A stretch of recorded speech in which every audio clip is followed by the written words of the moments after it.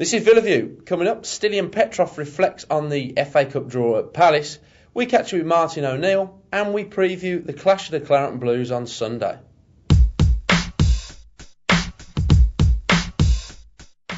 Hello and welcome to Villa View. I'm Andy Walker, and as ever today I'm joined in our Fort Dunlop studios by our man at the Villa, Matt Kendrick. Welcome, Matt. Hello there. Well, before we hear off Matt, here are the views of Villa skipper Stilian Petrov following his dramatic late equaliser at Selhurst Park on Sunday.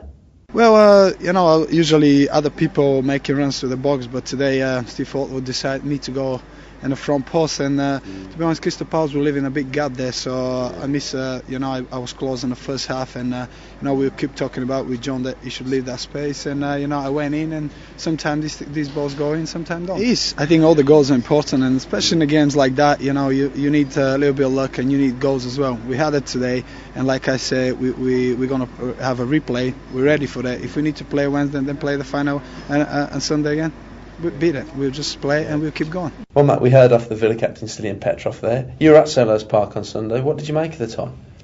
It was a real cup cracker, wasn't it, in the end? End-to-end stuff.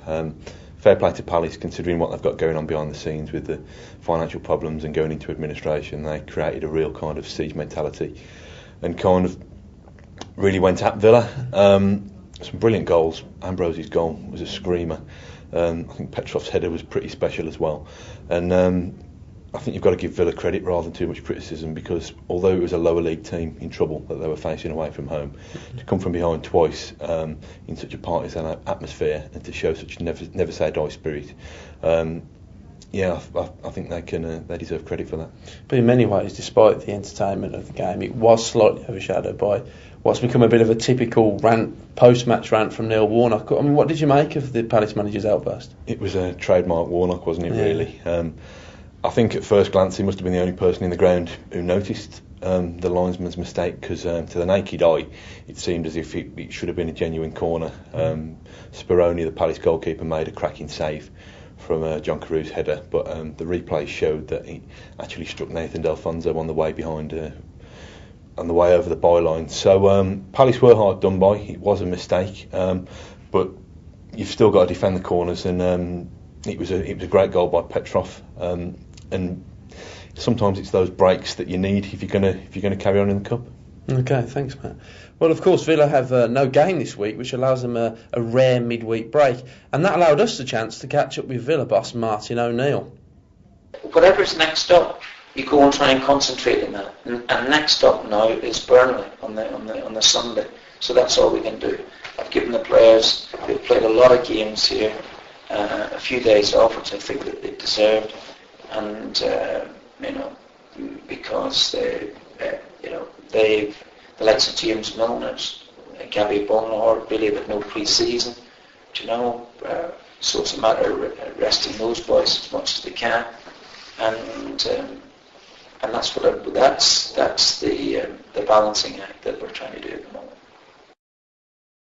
Well, it's time to turn to your questions, and first up, Matt, is Dan from Hall Green, who I suppose we can really answer his question itself, but he's asked about how important is the FA Cup to Villa this season. But I suppose, judging by the lineup that O'Neill announced, that answered it itself, really, didn't it? Yeah, it surprised me quite how strong O'Neill went, really. Other than Gabby Bonlord, I think it was the strongest available 11 that he could put out.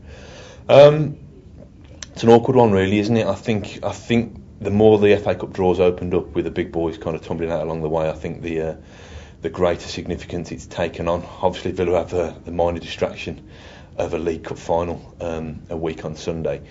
But the FA Cup, it's still the kind of best domestic knockout competition that English football can offer, isn't it? Really, I think the fact that O'Neill has never won this one, either as a player or a manager, I think he can see, although he won't publicly admit it, he can see there's an opportunity here. And we've had another question from Richard, doesn't actually say where he's from, but he's wondering just how much of a hindrance the timing of the replay will be. As you said, just a matter of days before the Carling Cup final. The added complication is you're facing Neil Warnock's team. Warnock won't think twice about kind of motivating his team by saying, look, make sure you're going hard every single tackle. Villa aren't going to fancy this. They're not going to want to risk injuries.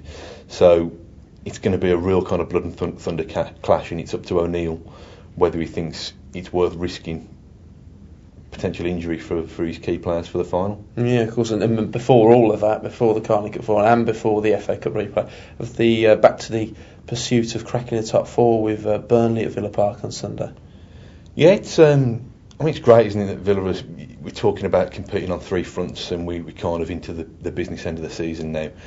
And I mean, O'Neill's got all these headaches. Who does he play? Who does he rest? But I don't think he'd want it any other way. Okay, Matt, well, thanks for joining us today, and thank you for watching. We'll be back the same time next week, and as Matt said, it promises to be a very exciting week indeed for Villa. Thanks, and we'll see you then.